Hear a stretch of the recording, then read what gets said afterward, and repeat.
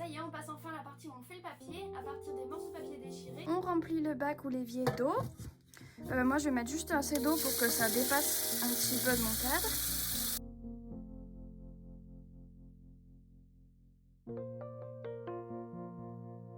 À partir de ce moment, il faut savoir une chose, c'est que si tu veux faire du papier qui soit le plus fin, le plus lisse possible, où tu puisses par exemple écrire dessus ou dessiner des choses assez petites, assez détaillées, il faut pas suivre mon exemple. Il vaut mieux aller voir d'autres vidéos sur YouTube où on te montre comment faire ça de manière très clean, très pro, pour avoir une feuille la plus fine, la plus harmonieuse possible.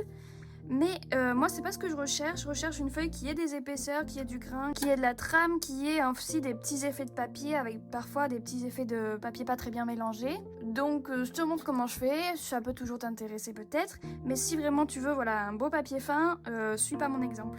Je prends une louche et j'étale mon papier comme ceci. Je le fais jusqu'à ce que tout soit rempli. On secoue un petit peu pour que ça s'étale bien.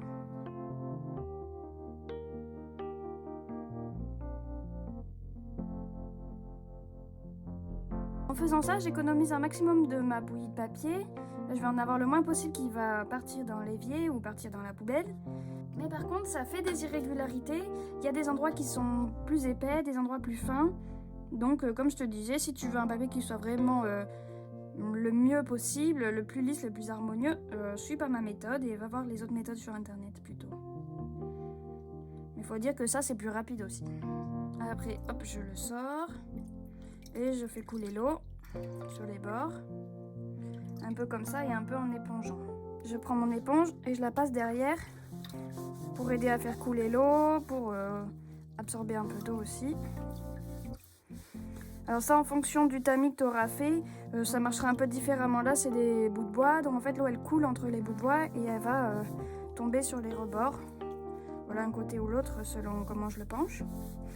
Et l'éponge absorbe assez peu. J'essaie d'enlever un maximum d'eau pour que ce soit plus rapide à sécher, pour moins foutre d'eau partout dans ma serviette, etc. Et après, hop, je vais passer sur ma serviette pour éponger ça encore mieux. J'ai déjà filmé la partie qui va suivre avec un autre peinture, donc on va passer à cette autre peinture. Et puis là, je vais le faire tranquillement pour pas trop faire de bêtises. Je place les fleurs à l'endroit où j'ai besoin de les mettre et j'appuie un petit peu pour qu'elles commencent à rentrer dans le papier.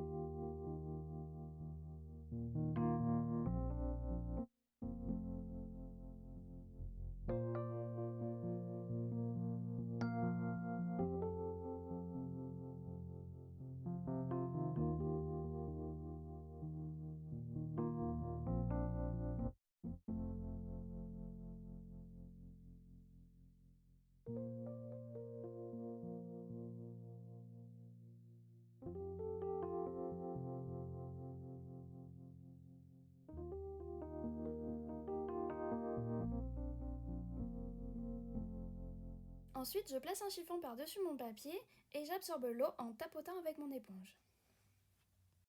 J'enlève le chiffon et je mets ma feuille à sécher. Et en dernier, je les mets à sécher. Alors là où j'ai de la place, hein, c'est pas très charmant, mais c'est la vérité, je le mets sur mon linge. Et je fais attention à ce qu'il n'y ait pas directement la lumière du soleil qui tape dessus. Pour éviter en fait que certaines fleurs décolorent, parce qu'elles peuvent décolorer au soleil, ou que le papier prenne des teintes jaunes s'il est très clair. Mais bon, là il est pas clair, ça ira dans tous les cas. On finit donc avec un papier comme celui-ci par exemple, quand il est encore un peu brut on va dire. Il y a les bords de papier complètement déchirés comme ça. Soit on les garde, soit on coupe. Moi j'aime bien garder si possible.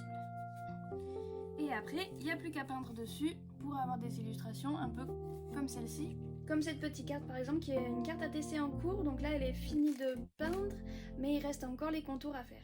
Et donc dans une prochaine vidéo, je sais pas si c'est la prochaine, mais une des prochaines, je te montrerai donc un peu comme j'ai déjà fait plusieurs fois, donc une peinture, mais avec ce papier, avec ce genre de papier. C'est la dernière vidéo de la semaine, alors je te dis à la semaine prochaine pour les autres vidéos.